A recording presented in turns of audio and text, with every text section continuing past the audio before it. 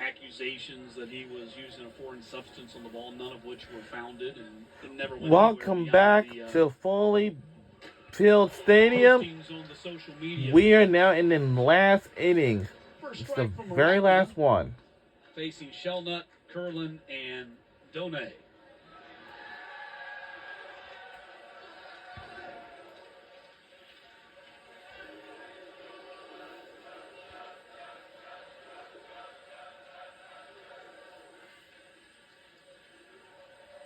A 1 pitch from Arachna. Outside, 1-1. Loss here for the Gators, and it looks likely, unless they can mount some kind of an incredible comeback, going to leave them at 11-17. That's going to make it really, really difficult on them. The one saving grace they have, as slim as that may be, is that, I mean, you can still go to the SEC tournament. And they have had success in the SEC tournament, of course. They've won 7 tournament championships, most recently in 2015. 2-1 pitch, fouled back. But it isn't easy. You'd have to win that single elimination game, then come through the double elimination.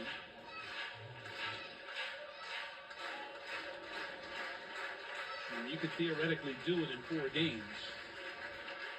Or in that case, it would be 5 games.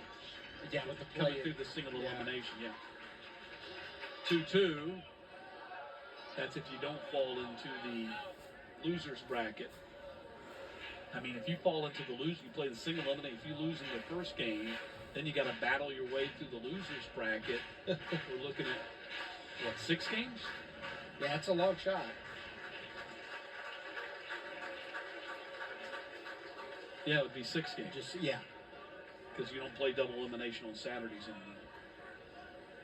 Single elimination in the semifinals. 2-2 pitch from Arachna, swing and miss. 1 down here in the 9th. Shellnut has struck out 3 times tonight. See that riding fastball right there, staying on plane. Almost an optical illusion to the batter. It looks like that pitch is rising because it's just staying on plane. Gets so much spin on it. Here's Kate Curlin, rated the number 5 second baseman in college baseball by D1 Baseball.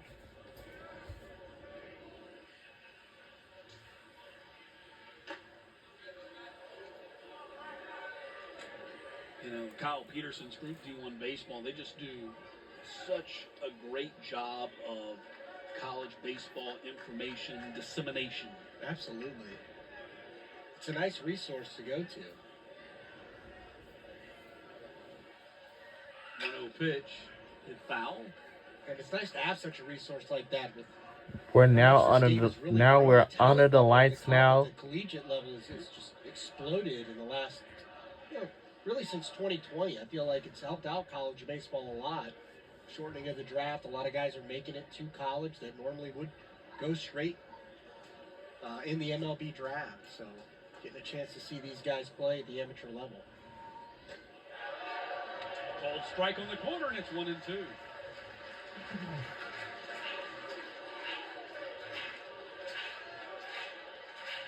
College baseball has just become such a go-to for professional baseball teams now. That was not always the case. Where high school talent was preferred. Here's the 1-2 pitch from Arachna. Back up the middle, base hit. 5th hit of the night for the Gators. And that is their first base hit since Shelton's single in the 5th.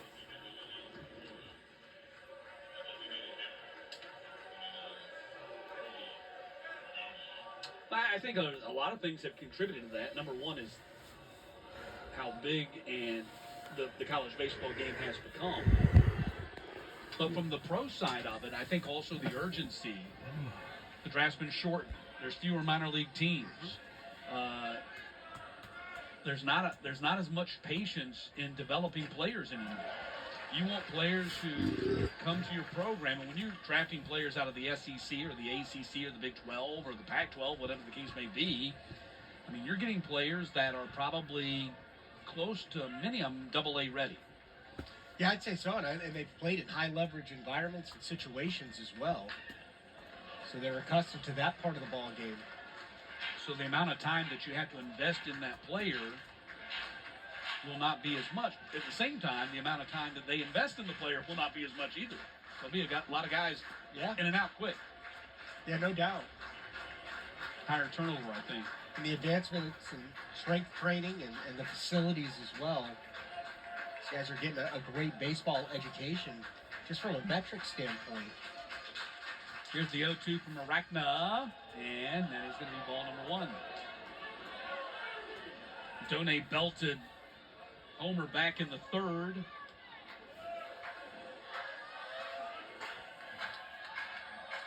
Average of 283.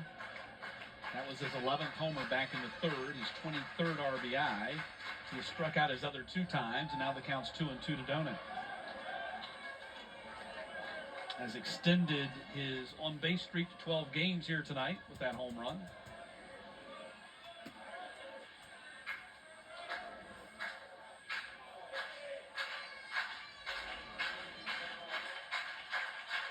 Two from Arachna. 3. A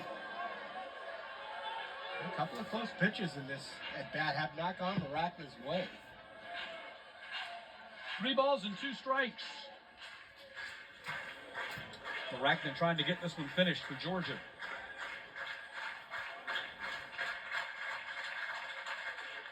Got him. Got him. Strikeout for Arachna. A lot of the swing and misses you see from Arachna on the fastball. This time a slider right there. Done definitely guessing fastball, chases out of the zone. That's strikeouts number 62 and 63 on the season for Arachna. He's second on the team behind Colton Smith. And he's done it in 39 innings of work. 1 out to go, and here's Heyman. It is 12th home run of the season back in the 3rd inning. Got a quick turnaround. We'll be back here at the ballpark at 1 o'clock tomorrow. I know the schedule says 6. Because of impending inclement weather, they've moved it up 5 hours.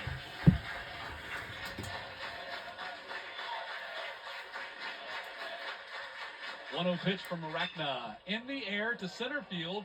Dylan Carter spins several ways back at the wall. There it goes. Off the batter's eye.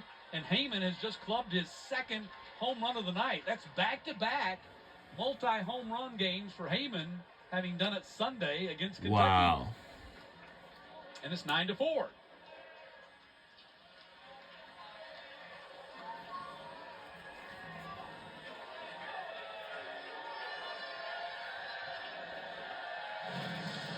Just leaves this one up in the zone, not quite high enough. Heyman cheating to that fastball out over the dish, goes dead center. Off the batter's eye, and that's the one Achilles heel from Arachna. He didn't get that fastball up quite enough. 6th home run that Arachna has given up this season. So Heyman now at 13 homers on the season, picking up RBI 36, 37, and 38 here tonight.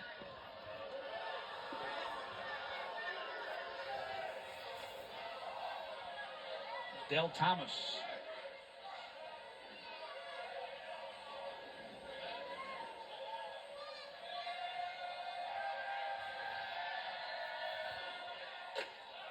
Fastball strike, 1-1.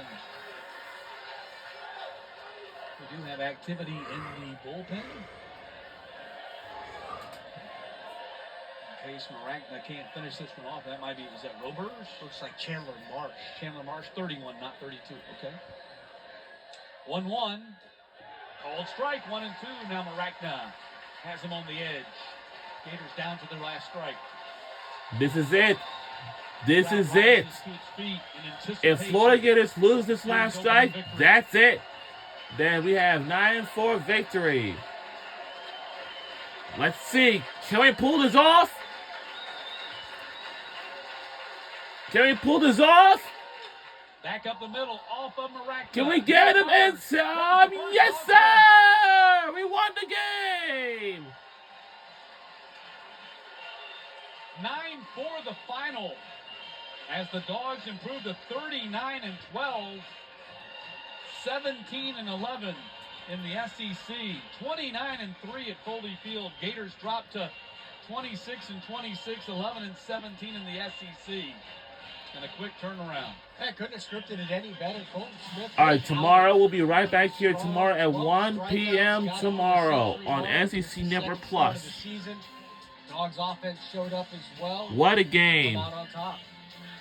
Dylan Carter homered twice, drove in 3 runs. Paul Tate. That's our final score, 9-4. Dogs win by 5. And now for my partner, Jason Jacobs. Our producer, Megan Powell. Our director, Blake Hines. Our entire fabulous SEC Network team. I'm Matt Stewart. Good night from Foley Field. We'll see you back here Friday at 1. We'll see you right back here tomorrow at 1 p.m.